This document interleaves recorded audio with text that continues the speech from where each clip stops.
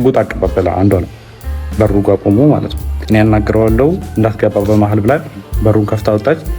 ከዛን ሽጉጡን ፊቷ ላይ ደቀነባት። በሪ በኑፎን እኔ ደሜ በሪ ቢረጋው አካሲ ሲያበለቱ የተ ፊክደ ጭራን ኡታልተ የቀነኒ ወንድም የሰራውን ቪዲዮ አየሁት።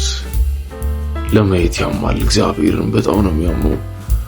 ወንድ ልጅ ሆነ እህት እየተደበደበች እህት እየደማች እህት የሆነ ነገር እየሆነች አንተ ምንም ማድረግ ሳትችል ስቀር ያለው አቅም ማጣትን የመሰለ በሽታ የለም። የዘላለም ጸጸት ነው ውስጡ ያለው። ሰላም እንዴት ናችሁ? የተከበራችሁ የፕላኔቱ ቤተሰቦች፣ ሰሞኑን መነጋገሪያ ከሆኑ መካከል የታዋቂው ድምፃዊ አንዷለም ጎሳ የፍቅረኛውን እጮኛውን ቀነኒ አዱኛን አስመልክቶ የተናገራቸውን መረጃዎች በማስመልከት በርካታ አዳዲስ ሀሳቦች እየወጡ ነው።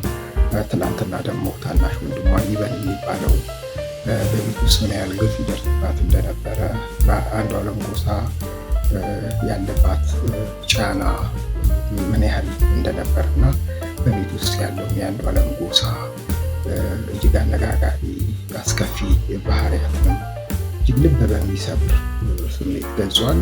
አንዷለም ጎሳ እጁ ንጹህ መሆኑን ገልጿል። የአባገዳዎች እንግዲህ አንዷለም ጎሳ ወደ ስራ ይመለስ የሚለው ሀሳብ ነው። ይህንን ሁሉ መዞ ያመጣው አባገዳዎችን እናከብራለን፣ ግን የልጃችን ገዳይ ማን እንደሆነ ይታወቅልን፣ እያካሳ በልጃችን አንበላም የሚል ምላሽ ከዛ በኋላ ሰጥተዋል። እነዚህ ሁሉ በርካታ ሰዎችን አስቆጥተዋል። አሁንም የዚች ወጣት ታዳጊ የቀነኒ አዱኛ ሟሟት እና መንዳማ እንደገደላት በይፋ መታወቅ አለበት። ፍትህ ለቀነኒ አዱኛ የሚሉ ሀሳቦች የተሰነዘሩ ነው። በተለይ ደግሞ አሁን አዳዲስ የሚወጡ መረጃዎች ወንድሟ ሀሳብ በርካቶችን ልብ የነካ ነው። አሁንም ፍትህ ስርዓቱ እዚህ ላይ ጣልቃ መግባት አለበት የሚሉ ሀሳቦች እየተሰነዘሩ ነው የሚገኙ። በዚህ ጉዳይ ላይ ምን አዳዲስ ሀሳቦች አሉ የሚለውን ወደ እናንተ እናቀርብ ይሆናል። ችላሉ ቲዩብ ነው። ችላሉ ቲዩብ በመከታተል አብራችሁ እንድትሆኑ ሰብስክራይብ ያላደረጋችሁ ሰብስክራይብ እንድታደርጉ እንጋብዛለን። እንግዲህ አንዷለም ጎሳ ምን ያህል በፍቅረኛው ቀነኒ አዱኛ ላይ ግፍና በደል ይሰራ እንደነበር፣ በቤት ውስጥ የሚያደርስባትን ጥቃት አስመልክቶ አዳዲስ ቪዲዮዎች፣ አዳዲስ ሀሳቦች፣ አዳዲስ መረጃዎችን ነው ታናሿ አብሯቸው የሚኖሩ ታናሿ ሊበን የተባለው ያወጣው። የእሱን እስቲ ሀሳብ እናድምጥና እንመለስ። ሊበን እባላለሁ። የቀነኒ አዱኛ ታናሽ ወንድሟ ነኝ። ትናንትና አንዷለም ብዙ ነገር ሲናገር ነበር እና እያንዳንዱ እኔ ስሜን ጠቅሶ ነበር። ሊበን ያውቃል ብሏል። እኔ የማውቃቸውን ነገሮች እኔ ብዙ ጊዜ እዛ ቤት ስለነበርኩኝ የማውቃቸውን ነገሮች እያንዳንዱን ነገሮች አሳያቸዋለሁ። መጀመሪያ ሁሉንም ፎቶዎች አስቀምጥላቸዋለሁ ከላይ። መጀመሪያ ማርች 8 2023 አንድ ላይ መኖር ጀምረዋል። እዚህ ጋር ሌላኛውም አርቲስት አለ አንድ ላይ ቤት እሱ ቤት ሆኖ ምናምን ሰንሻይን ያለው ማለት ነው። ከዛን ማርች 8 አንድ ላይ መኖር ጀምረው ማርች 19 ላይ ነው ልደት እያከበረች ነበር። የልደቷ ቀን ነው የመጀመሪያው የደበደባት ማለት ድብደባ አንዷለም ጎሳ ያደረገባት ቀን ላይ ማለት ነው። ይሄ ደግሞ የቪዲዮ ለቅቄው ነበረ። የምታስታውሱ ከሆነ እዚህ አይኗ ጋር እንትን ያለው በጣም እንትን ብሎ ነበር በልዞ ነበር። ፎቶ ስለማስቀምጠው ታዩታላችሁ። እዛ ላይ የነበረው ነው የመጀመሪያው እሱ አለ። ኢቨን ከሳምንታት በኋላ ራሱ ሪከቨር አግታ ምናምን የሚያሳዩ እንትኖች አሉ። ሁሉም ከጋላሪያው ላይ ያገኘሁት ስቲል አለ። ከዛ በኋላ ደግሞ የእንትኑ አለ የኦክቶበር 14 2023 የእጇን ሰብራ የታሽጋለች። ይህም ከስልኳ ላይ ነው ያለው። ከዛን ፌብሩዋሪ 29 2024 ይሄ ፎቶ እዚህ ላይ የምታዩት ከሆነ ጊታር ይዟል ይሄ። ስለዚህ ከዚህ በኋላ ይሄን ጊታር የሰበረበት ቀንና ሽጉጥ የተኮሰበት ቀን ነበር። አንድ ቀን ነው ይሄ የተከተረው። የዛን ቀን እኔ ነበርኩኝ ቤት ውስጥ ማለት ነው። ከዛም ጠዋት አንዷለም ያው ሌሊት አምሽቶ ነው የሚመጣው። በቃ ጠዋት ሊነጋ አካባቢ ሲል ነው የሚመጣው ወደ 11 ሰዓት አካባቢ ምናምን እና ሁሌ የዛን ሰዓት ጭቅጭቅ አለ በአንዷለምና በቀነኒ በኩል ሁሌ በዛ ሰዓት ጭቅጭቅ አለ። ሁሌ ይቀያየራል። በቃ ጠዋት ሊነጋ አካባቢ ሲመጣ ሁሌ ተቀያይሮ ነው የሚመጣው። ከዛ እኔ ዛን ቀን ተኝቼ ነበረ። እኔ 1 ሰዓት አካባቢ ይሆናል ተኝቼ ነበረ። እኔ ገስት ሩም ነበር የተኛሁት። ከዛን ቀናኒ ሮጣ ገባች። እኔ ያለሁበት ክላስ ማለት ነው። ከዛን በሩ ስዘጋ የዛን ጊዜ ተነሳሁኝ። ከዛ ምንድነው አስለ ጊዜ እንትኑን ይሄ ጊታሩን ወርውሮ ሲሰብረው ነበር የዛን ቀን ኮሪደሩ ላይ። ከዛን ምንድነው ምናምን ጊዜ ተነሳ አንተ ለማጋት ትሄዳለህ ምናምን ነገር አለችኝ። ከዛን ምን ተፈጥሮ ነው ምናምን ስላ ጊዜ ከዛን ሽጉጥ አቀባበላ አንዷ ነው በሩ ጋር ቆሞ ማለት ነው። ከዛን እኔ ላናገረው ምናምን ጊዜ ከዛን አይሆንም የሚመታሃል ምናምን ብላ እሷ አይተኩስም አንተ ተረጋጋ እኔ ያናግረዋለሁ እንዳትገባ በመሃል ብላ በሩን ከፍታ ወጣች። ከዛን ሽጉጡን ፊቷ ላይ ደቀነባት። ከዛን የሆነ ፎቶ አሳያት። ይሄ ፎቶ አንቺ ነሽ አላት። እሷን ያደለውም አለች። ከዛን እህቱን አሳያት። መጽሐፍ ቅዱስ ይዛ በጣም ማለችለት። እኔ አይደለሁም እናቴ ትሙት ምናምን ብላ ማለችለት ቀነኒ። ከዛን አንቺ ነሽ ምናምን አላት። ከዛን ወደ እንትና ዞረ ሚጣን ጠይቃት።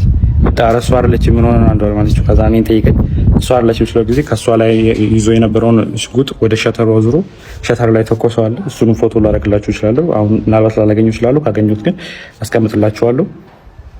ከዛ ቀጥሎ እያንዳንዱ ነው ማሳያችሁ። ከዛን ይሄኛው ፎቶ አለ። ይሄ ፎቶ ማለት አንዷለም ጎሳ በኢሬቻ ኮንሰርት ላስት ታይም ያደረገው ከዛ በኋላ ከተመለሰ በኋላ በሆነ ብር ምክንያት ከሌላ ሰው ጋር ተጋይቶ በሱ ሰበብ እሷን ሊደበደባት። ይሄው የፀጉሯን ማመሳሰል ትችላላችሁ። የዛን ጊዜ የነበረ ፎቶ አለ።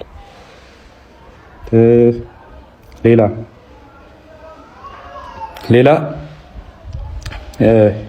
ጃንዋሪ 27 2025 ይሄ ፎቶ አለ። ይሄ ደግሞ ከመሞታ 1 ወር ከ15 ቀን ወይ 1 ወር ከምናምን ነው የሚሆን። ጃንዋሪ 27 ማለት ነው ማርች 11 አካባቢ ነው። ስለዚህ በጣም 1 ወር ከ15 ቀን ማለት ይቻላል። የዚህን ቀንም እኔ እዛ ቤት ነበር። ማታ መብራት የለም ነበረ። ከዛን አንድ ላይ እየተጫወትን ነበረ። እሱም አብሮን ነበረ። እህቱም ነበረች። አንድ ላይ እየተጫወትን ነበረ። ከዛን 4 ሰዓት አካባቢ የሆነ የሚጠቃቀማቸው ነገሮች አሉት። እሱ የራሱ የግል ሱሶች ምናምን ነገር አሉበት። ከዛን እሱ ሊጠቀም ስለፈለገ የሚጣራተኝ ወይ ምናምን ሲላ ጊዜ ከዛን ያው እኔ ፊት ማድረግ ስለደበረው ምናምን ብዬ እኔም ገብቼ ተኛው። ቢታምተኛል። ከዛን ወደ 10 ሰዓት 11 ሰዓት አካባቢ መሰለኝ በጣም ጭቅጭቅ ሰማሁ እና እኔ ሚጣ ክላስ ነበርኩበት። ከዛን ከሚጣ ክላስ ወደዚህ የሚጠጋው ገስሩሙ አለ። ከገስሩሙ የሰራተኛው ከሰራተኛው ነው ሳሎን ቤት ያለው።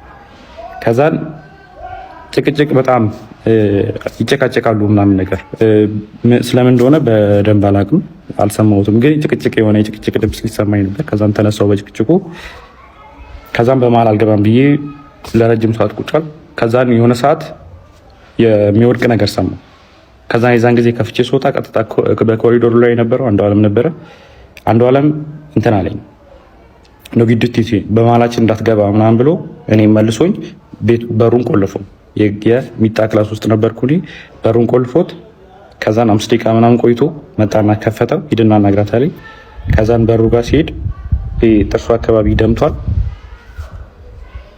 ከዛን ጥርሱ አካባቢ ደምታለች። ወድቃ ዝም ብላ እያለቀሰች አይደለም፣ ዝም ብላ ቁጭ ብላ ነው። ከዛን ሚጣን ቀሰቀሳት። እዛ ሚጣና እኔ ወስደን እሷን ሚጣ ገስትሩም ለኔ ለቃልኝ ነበር የእሷን ክላስ። ከዛ እሷ ገስትሩም ነበር የነበረችው። ከዛ ገስትሩም አስገባናት ከሚጣ ጋር። ከዛ በኋላ እንደዛ ሆና እኔ ስታይ ማለት እኔ እንደዛ ሆኜ እሷን ስላየኋት በጣም አለቀሰች። እኔ እንደዚህ ሆኜ እኮ ምናምን ብላ መልቀስ ጀመረች ምናምን ነገር። ከዛም በጠዋት ተነስና ሄዳለች። ከዛም ወደ 11 ሰዓት አካባቢ ይሆናል የዛን ሰዓት። ከዛን 12 ሰዓት ተኩል ያው አልተኛውም፣ ዝም ብዬ ቁጭ አልኩኝና 12 ሰዓት ተኩል ሲሆን ወጥቼ ሄድኩኝ እና ፎቶ ካያችሁት ከላይ ሰዓቱ እኔ ከሄድኩኝ በኋላ የተነሳቸው እነዚህ ፎቶዎች ነው።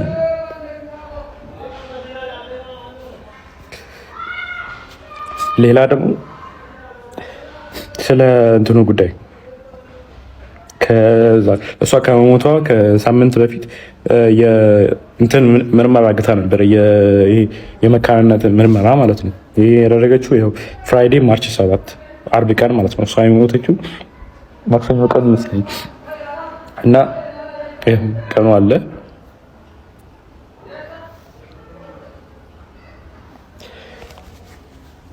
ቀኑ አለ ያው ኒው ላይፍ እና የሕክምና ምርመራ የመካንነት ያደረገችው ራሱ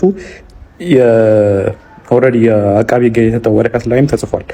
በተደጋጋሚ ሆዷና ልቧ ላይ ተረግጣ ሐኪም ቤት ትመረመር ነበር እና ዶክተሮች ጠይቃት ሰውን የረገጠኝ ያለችው የሚል መልስ ሰጥታኛለች ብሏል። ይሄ ወረቀቱ ላይም ተጽፏል፣ እንትን ላይም አለ። ለዛ ነው ይህን ምርመራ ያደረገችው ራሱ። ከዛን ይህ ምርመራ ደግሞ ሰኞ ቀን ማታ ሰምተውታል። እናትየዋ ራሷ ስትናገር ነበር። አንዷለም እናት ምን ስትል ነበረ? ደውላልኝ እኔ እኮ መውለድ እችላለሁ አለችኝ። ከዛን እኔ እንደውም ለካስ ልጄ ነው ወይ አልኳት ብላ ራሷ የአንዷለም እናት ስትናገር ነበረ። ይህንን ተከትሎ ደግሞ በርካቶች ሀሳብ እየሰጡ ነው የሚገኘው። ከዚህ በላይ ማረጋገጫ የለም። የወንድሟ አብሯቸው የሚኖር የነበረ ትክክለኛ መረጃ አውጥቷል። ስለዚህ አሁንም ፍትህ ለቀነኒ አዱኛ የሚሉ በርካታ አስተያየት ሰጪዎችም እየተደመጡ ነው። እስቲ ያሰባሰብናቸው ድምፆች አሉ፣ እነሱን እናድምጥ። የቀነኒ ወንድም የሰራውን ቪዲዮ አየሁት። ለማየት ያማል። እግዚአብሔርን በጣም ነው የሚያመው። ወንድ ልጅ ሆነ እህት እየተደበደበች እህት እየደማች እህት የሆነ ነገር እየሆነች አንተ ምንም ማድረግ ሳትችል ስቀር ያለው ህመም አቅም ማጣትን የመሰለ በሽታ የለም። የዘላለም ጸጸት ነው ውስጡ ያለው። ብዙ ነገሮችን ያቅ ነበረ፣ ግን ደግሞ ጣልቃ እንዳገባ ይባላል። ቢፈልግም ምንም ነገር ማድረግ አይችልም። ኖሯል እነሱ ቤት ጭቅጭቅ ያያል፣ የእሱን አመል ያውቃል፣ የእሷን ህመም ጉዳቷን ቁጭ ብሎ አስታሟል። ድምፅ ይሰማል፣ ተኩስ አይቷል፣ ብዙ ነገር አይቷል። ያማል፣ እግዚአብሔርን ያማል። እንደ አንድ ወንድ ልጅ ደግሞ ወንድም ሆነ እህት እንደዛ የሆነች አቅም ማጣት። በስመ አብ ወወልድ ወመንፈስ ቅዱስ። እግዚአብሔር ፍርዱን ያምጣ። ምንም ሀሳብ መስጠት አልችልም። እኔ እዚህ ላይ ከአቅም በላይ ነው ስሜት የሆነ ቪዲዮንም እየሰራሁት ያለሁት። አምላክ ፍርዱን ያምጣ ለዚህ ብላቴና ሲል። እንግዲህ በአጠቃላይ አንዳንዶች ደግሞ ምንድን ነው የሚሉት፣ ምንም እንኳን በቀነኒ አዱኛ ሞት ውስጥ ቀጥታ ተሳታፊ ባይሆንም በፊቷ ላይ እና በተለያዩ ጊዜያቶች ላይ በለቀቀቻቸው ቪዲዮዎች እና ፎቶዎች ምን ያህል ጥቃት ይደርስባት እንደነበረ፣ ምን ያህል አደጋ ላይ እንዳለች የሚያሳይ ነው። ለሞቷም መንስኤና መነሻ የሚሆኑ ጥቃቶች ከአንዷለም ጎሳ ይሰነዘርባት እንደነበረ ማሳያዎች ናቸው በሚልም ሀሳብ የሚሰጡ አሉ። እሱን እስቲ አንድ ሁለት ድምፆች እናስደምጣቸው። አጠቃላይ ሀሳቡ ያው አልገደልኳትም የሚል ነው። ኦፍኮርስ እንደዛ ነው የሚሆነው። እውነትም ሊሆን ይችላል አናውቅም። ግን አንዳንድ ሴንስ ያልሰጡኝ ነገሮች ልናገር። አንደኛው ፎቶሹት የነበረት ቀን አብረን ያልነው ቼክአፕ ነበራት፣ ወደ ፎቶሹት የሚወሰድኳት እኔ ነኝ ብሏል። ከዛ ሁሉ ውሎ በኋላ ልጅቷ ፎቶሹት ስታረግ ስትስቅ ምናምን ውላ ማታ ስትገባ እንዲህ አታምነኝም ብላ ነው ካጠገቤ ተነስታ ሄደችው ነው ያለው። ሰው እንዴት አታምነኝም የሚለውን ኮንቨርሴሽን እንዴት ጀመራችሁት? ምን አይነት ኮንቨርሴሽን ነበረ? ላይክ ምን አይነት ጥያቄ ጠይቃሃት ነው እንዴት አታምነኝም ያለችህ? መሀል ላይ ያለው ኬዝ ምንድን ነው? ከዛ አለፍ ሲል ደግሞ ኪሽኑን ቆልፋ ገብታ ላርጎ ስትጠጣ ነበር አለ እና ደርሷ አዳናት። ኦኬ ደረስክላት፣ አዳንካት። እዛ ሞመንት ላይ እንዴት ነው እኔና አንቺ ልንኖር አንችልም አብረን የሚል አይነት ንግግር ልትናገር? ኦልሬዲ ራሱን ሊያጠፋ የተዘጋጀን ሰው ነዳጅ ላይ ክብሪት ለኩሶ መጣል ነው የሚባለው? ይሄ ምንድን ነው የሚባለው? ሰው ይሄ ራሱ ተጠያቂ አያደርግህም? አያደርገውም? ላይክ ሰውን እንዴት ነው አድናችሁ መልሳችሁ ደግሞ ላይክ ለመሞት ምክንያት የምትሆኑት? ምን አይነት ላይክ ኢማቹሪቲ ነው? አንዱዓለም ዛሬ የተናገረው ነገር ኢትስ ናት ሜክ ሴንስ፣ ምንም ትርጉም የለውም። በፊትም እየተወራ የነበረው ናቸው። ላይክ ፋቸውን ተከራይተ ምናምን የነበሩ ልጆች አንተ ደጋፊ ምናምን የነበሩት እነሱን ንግግር ነው ይዘ የመጣው። አንደኛ ራስን ለማሳደስ ነው የመጣው፣ ልጅቷን ብሌም ለማድረግ ነው የመጣው። ሙሉ በሙሉ ጥፋተኝነት ስሜት እንዳልተሰማ ንጹህ እንደሆንክ አርግተ ነው ራስን ንጹህ ለማድረግ 100% ማለት ነው። የኛ ጥያቄ አቢዝ ያረጋት ማን ነው? ልጅቷን ሲቀጠቅጣት የነበረው ሲደበድባት የነበረው ይሄ ነው የኛ ጥያቄ። የኛ ጥያቄ እስካሁን አልተመለሰም ጋይስ።